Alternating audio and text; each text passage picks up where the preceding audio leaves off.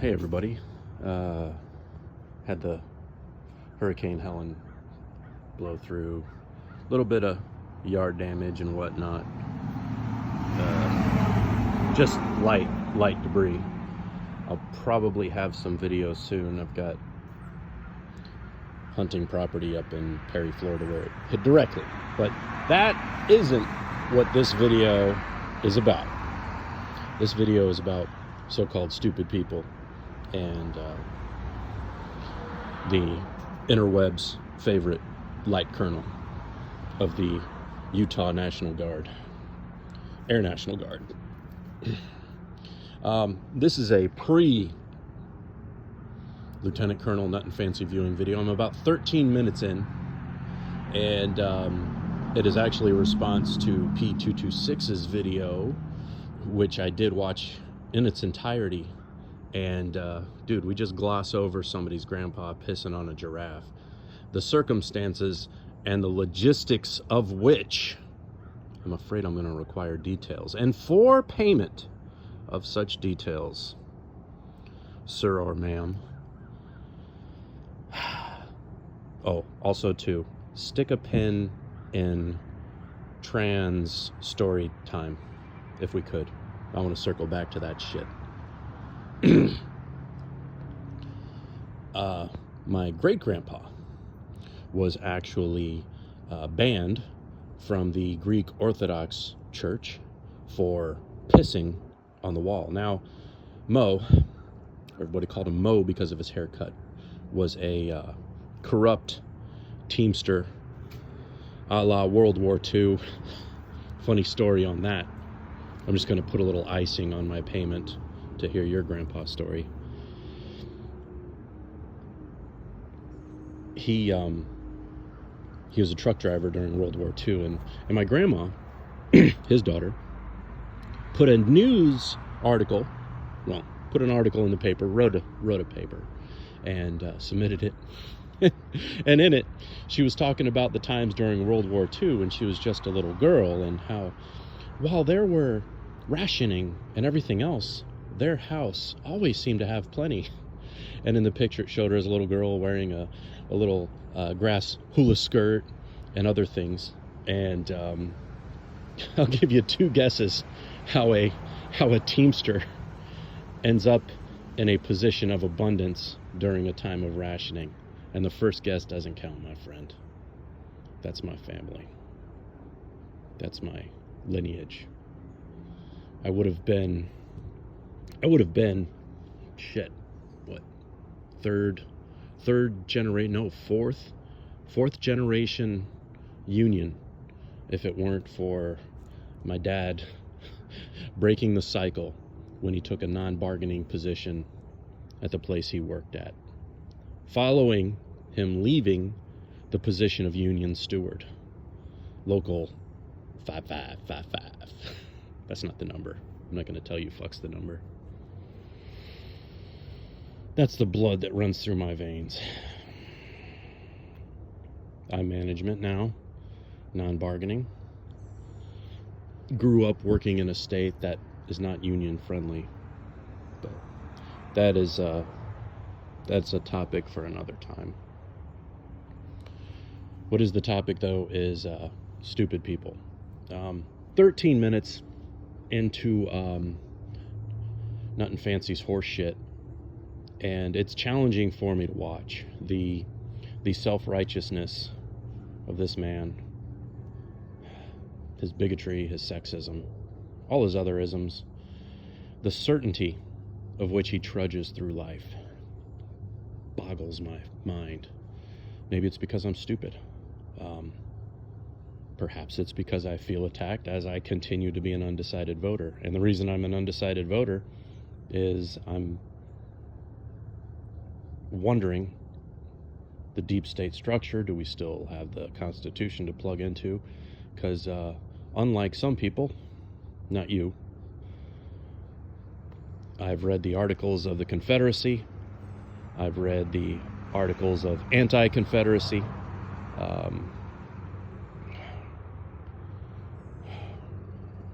I've read Paine, Thomas Paine. I've looked into a lot of shit. As a result, life is pain. And was it Patrick Henry that said, "Give me liberty or give me death"? To me, that is a very liberating term.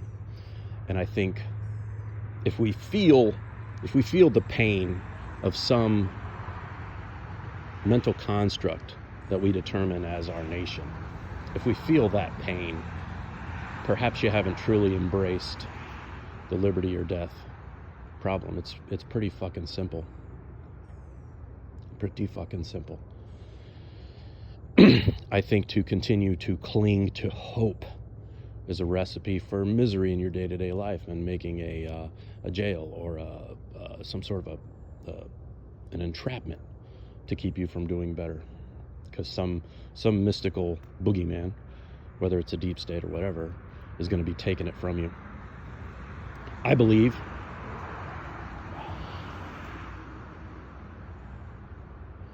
all these motherfuckers are playing chess, while many of us are talking checkers.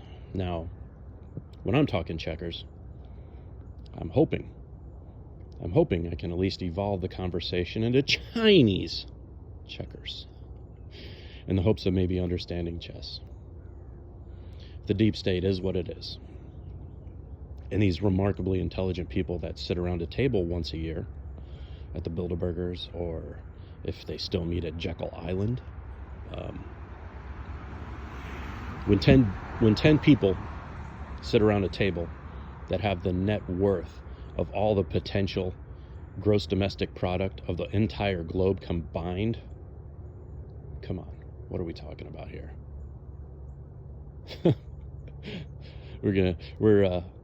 We're arguing with each other over scraps following that.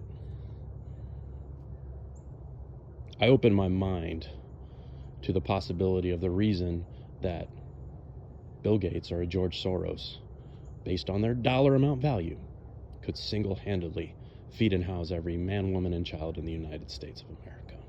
Why don't they? Money. There are different categories of money. M0, M1, M2.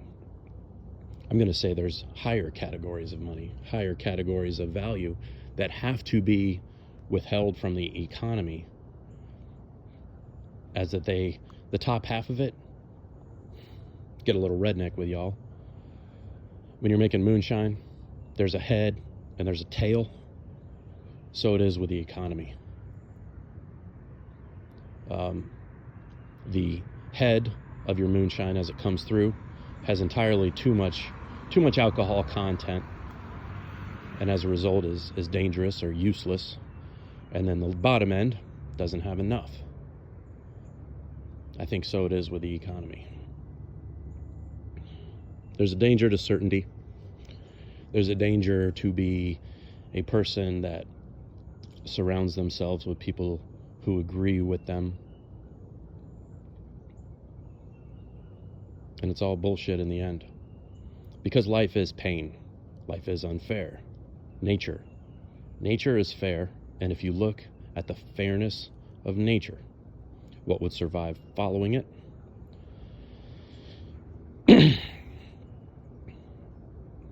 Isn't natural, because it has this weird, violent balance.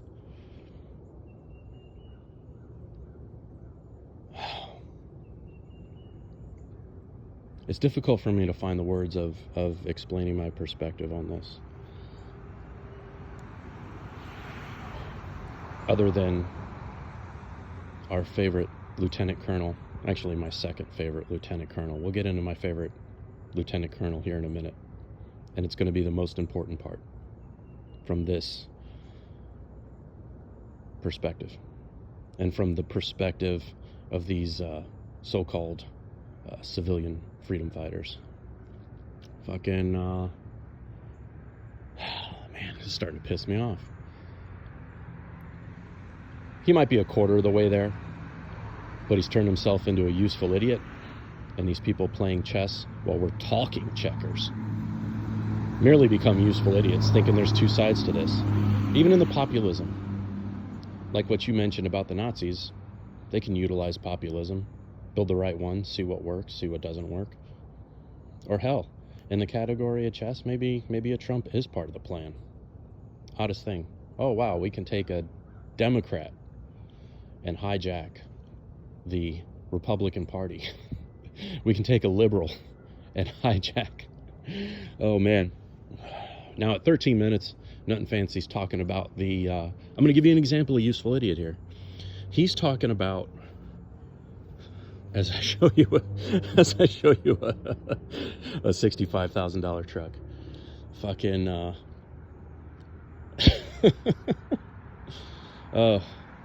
my hypocrisy knows no bounds. Anyway, unrealized capital gains.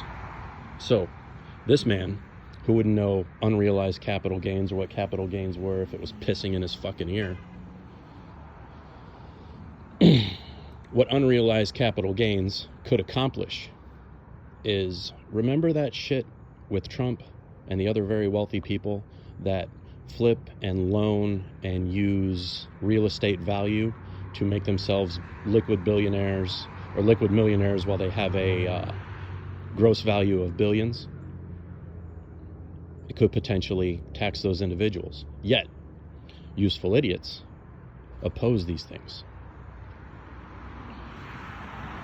Here's what it's exactly like, and we'll get to my favorite lieutenant colonel. Now that my buddy Shane's been promoted a couple years ago. He used to be my favorite. He's gonna be a general one day, and then I won't tell you when, because there'll be too much information, because there's not that many generals in the Marine Corps. But anyway, backing it up. This isn't about me.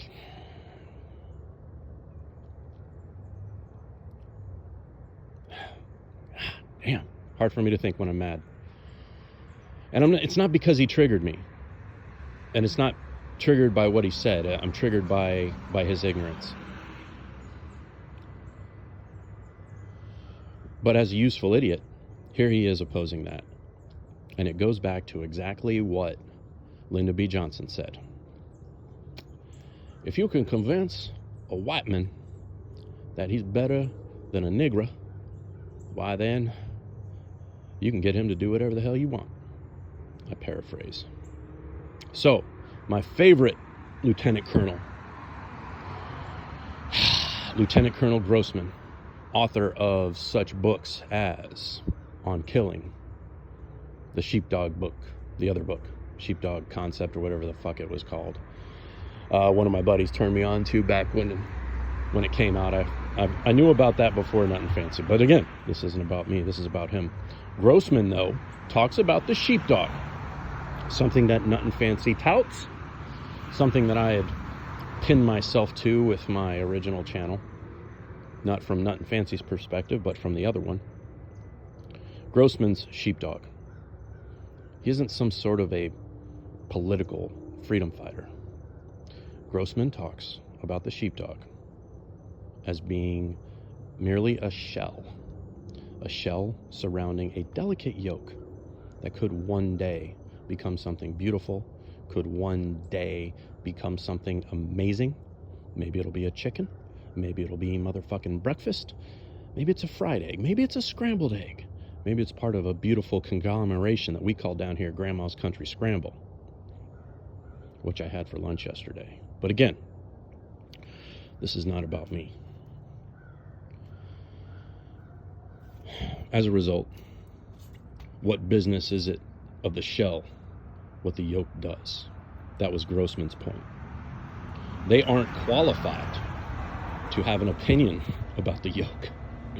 And to have such an opinion is dangerous. When the shell has an opinion on the yolk, that's some wolf shit. Okay? Because a wolf will go in there and just chomp the whole thing up. You follow? So I'm gonna watch the rest of what seems to be Nutnfancy's bullshit, and I'll get back with y'all after that. And got a couple other video ideas, and then if y'all don't know, I've kind of spooled the other channel back up again.